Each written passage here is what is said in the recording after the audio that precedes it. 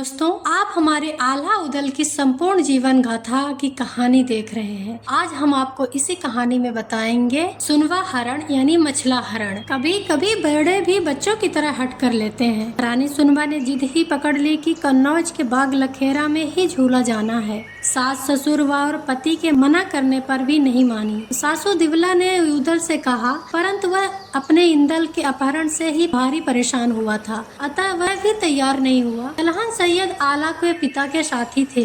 वह तैयार हो गए और रानी सुनवा को बाग लखेरा में झूला झुलाने ले गए। वहाँ पथरिया कोट का राजा ज्वाला सिंह भी आया हुआ था। उसने रानी सुनवा के शरीर की सुंदरता और चमक देखी तो हैरान हो गया। जाकर उसने विवाह का प्रस्ताव रखा। रानी ने बताया कि न वह कुमारी है और न ही किसी कमजोर गरीब की पत्नी। मेरे पति आला को पता चला तेरी खाल में भूसा भरवा देंगे। ज्वाला सिंह ने जादू की पुड़िया भी फेंकी, परंतु सुनवा स्वयं जादू की माहिर थी। तब तलहन सैयद वहाँ आ पहुँचे। ज्वाला सिंह तुरंत गायब हो गया। अपने पथरी कोट में जाकर वह उदास होकर बिस्तर पर लेट गया। किसी को कुछ नहीं बताया, पर मठ में चंडी की पूजा की, हवन किया तथा अपनी बलि देने की कटार निकाल ली। चंडी माता ने पूछा तो उसने बताया कि मुझे सुनवा किसी भी तरह अपने घर में लानी है। देवी ने काम पूर्ण होने का भरोसा दिया। आधी रात को देवी अपने गढ़ों के साथ गई और सुनवा का पलंग सहित उठवा लाई। प्रातःकाल महलों में तलाश मची, कहीं खोज खबर नहीं लगी। उदल को भेजा गया।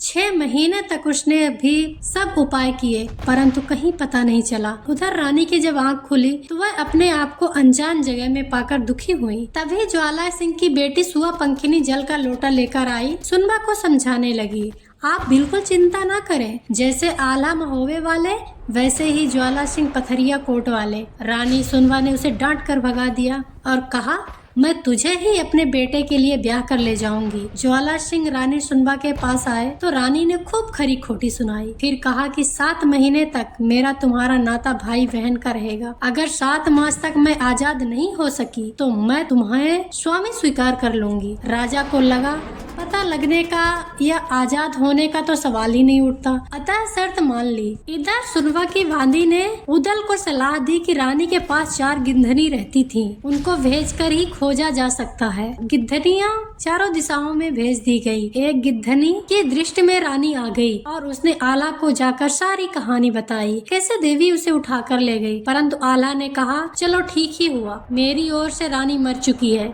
क्योंकि मैंने इसको पहले ही मना किया था कि झूला देखने मत जाओ। ये मेरी बात नहीं सुनी है, उसके लिए मैं अपने सैनिकों को क्यों मरवाऊं? उदल ने आला को कहा, यह महोबा की इज्जत का सवाल है। सुनवा स्वयं तो नहीं गई, देवी लेकर गई है। हमें यह कुर्बानी देकर भाभी को लाना ही होगा। तलहन सैयद के समझाने के बाद आला ने फौज को तैयार होने को कहा और मित्र राजाओं को बुलाने को पत्र भेज दिया। अंततः पथरी कोट पर महोबे वाले चढ़ आए। आला ने ज्वाला सिंह को संदेश भेजा कि रानी सुनवा का डोला सहित हमारे पास भेज दो, नहीं तो ईंट से ईंट बजा दी जाएगी। ज्वाला सिंह ने बड़े पुत्र हाथीराम को आक्रमण करने के लिए भेज दिया। तोप चली, बंदूकें चली और फिर तलवारें चली। ज्वाला सिंह की फौज लगातार कट कट कर गिरने लगी। उदल और इंदल ने भारी मार मचाई। ज्वाला सिंह ने फिर देवी के मठ पर जाकर रोया। चंडी ने जादू की पुड़िया दे दी और महोबा के बना पर सब पत्थर बन गए। इंदल बचकर कन्नौज पहुंच गया और बाकी सब पत्थर बन गए। कन्नौजी जयचंद और लाखन बनाफरों के घरों पर जबरन कब्जा करने लगे। इंदल ने जाकर मलखे को सूचना। मलखान अपनी विशाल सेना लेकर लाखन और जयचंद को ललकारा।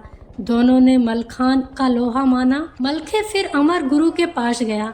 मलखान 3 दिन तक एक पांव पर खड़ा रहा और अपना सिर काटने के लिए तैयार हो गया तो गुरु अमरनाथ वहां पर प्रकट हुए और कारण पूछा। मलखे ने सारी बात बताई। उन्होंने चंडी को प्रसन्न करने के लिए उपाय बताया। साथ ही गुरु अमरनाथ ने अपनी सारी विद्या मलखान को दे दी। मलखान ने गुरु अमरनाथ की विद्या से जादू फेंके और सब जो पत्थर बने हुए थे वे सब जीवित हो गए। हाथी, घोड़े, मनुष्य सब जीवित हो गए। उसी समय चंडी भी उधर ज्वाला सिंह के पास पहुंच गई और ज्वाला सिंह से उसके पुत्र सुबेश सिंह की बलि मांगी।